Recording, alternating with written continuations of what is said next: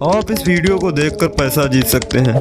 ये पैसा आपको किस तरह मिलेगा, ये जानने के लिए इस वीडियो का डिस्क्रिप्शन जरूर पढ़ें। नमस्कार दोस्तों, आज की ये कहानी बहुत ही इंटरेस्टिंग होने वाली है। वो कहावत तो आपने जरूर सुनी होगी, खाली दिमाग और खाली मकान में शैतान का वास होता है। हमारी आज की ये कहानी भी इसी कहावत से कुछ मिलती जुलती है। तो आइए जानते हैं कि आखिर क्या हुआ था उस रात सारा और उसके 12 साल के बेटे के साथ उस पुरानी हवेली में।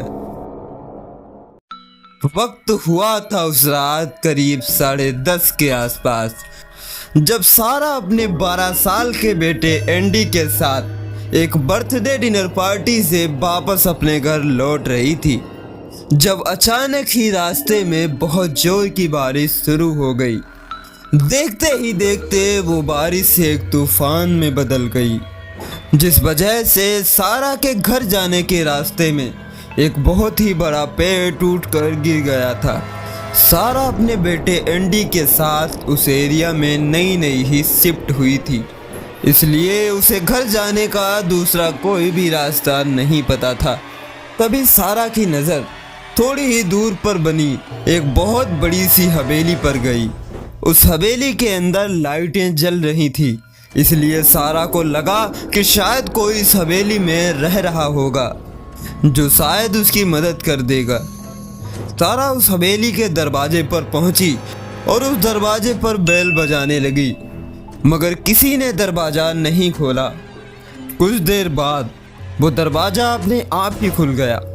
सारा उस हवेली के अंदर गई, पर वहाँ कोई भी नहीं था। उसने आवाज़ भी लगाई, कोई है यहाँ, कोई है यहाँ, पर किसी ने भी जवाब नहीं दिया। जब वापस कोई भी जवाब नहीं आया तो सारा को लगा कि वो हवेली खाली होगी। वो हवेली देखने में थोड़ी अजीब थी, थोड़ी डरावनी भी थी, लेकिन रात बहुत हो गई थी, इसलिए सारा ने सोचा कि आज की रात यहीं बिताना अच्छा रहेगा। फिर सारा ने एंडी को हवेली के ऊपर वाले बेडरूम में सुला दिया। कुछ देर बाद सारा को जोर से प्यास लगी और वो पानी लेने के लिए नीचे आई।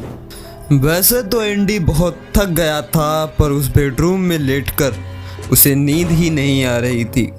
उसे एक अजीब सी बेचैनी हो रही थी, और तभी उसे कमरे में रखे एक खाली कबर्ड के अंदर से कुछ आवाज़ सुनाई देती है, मानो जैसे कोई एंडी को पुकार रहा था। वहीं दूसरी ओर जब सारा हवेली के हॉल में पहुंची, तभी उसकी नज़र वहां पड़ी एक खाली कुर्सी पर गई। सारा उस चेयर पर बैठकर पानी पीने लगी, मगर देखते ही देखते वो चेयर अपने आप ही झूलने लगी। घबराहट के मारे सारा के हाथ से वो पानी का गिलास छूटकर नीचे गिर गया। वो उस चेयर से उठने की कोशिश कर रही थी, लेकिन वो हिल ही नहीं पा रही थी। तभी वो चेयर खुद ब खुद आगे बढ़ने लगी। सारा किसी तरह से उस कुर्सी से कूदी और हॉल के फ्लोर पर एक पुतले के पास जाकर गिरी। सारा उस पुतले के सहारे ऊपर उठी कि तभी उस पुतले का सिर सारा की तरफ घूम गया। ये देखकर सारा के होश उड़ गए। डर के मारे वो ऊपर भागी। वही ऊपर बेडरूम में अलमारी से आ रही आवाज़ें सुनकर एंडी अब थोड़ा घबरा गया था। वो धीरे से उठकर उस अलमारी की तरफ जाने लगा, लेकिन उसकी नज़र सामने लगे शीशे पर पड़ी। उस शीशे में किसी औरत की परछाई नजर आ रही थी, पर जैसे ही एंडी पीछे मुड़ा तो वहाँ कोई भी नहीं था।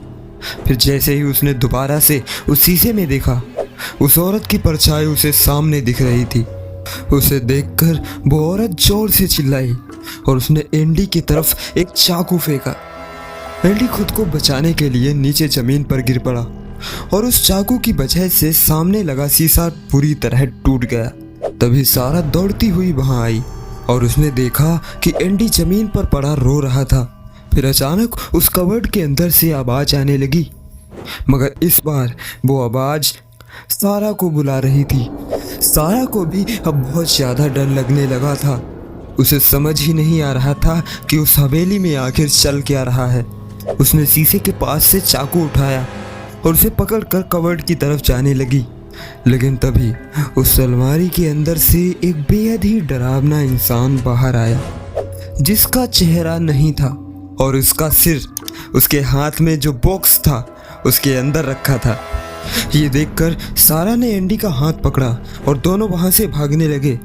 लेकिन तभी उस हॉल में ढेर सारी आत्माएं आ गईं और उन्होंने उन दोनों की जान ले ली। और शायद अब उन सभी आत्माओं के साथ सारा और एंडी की भी आत्मा उसी हवेली में गुम हो गई है।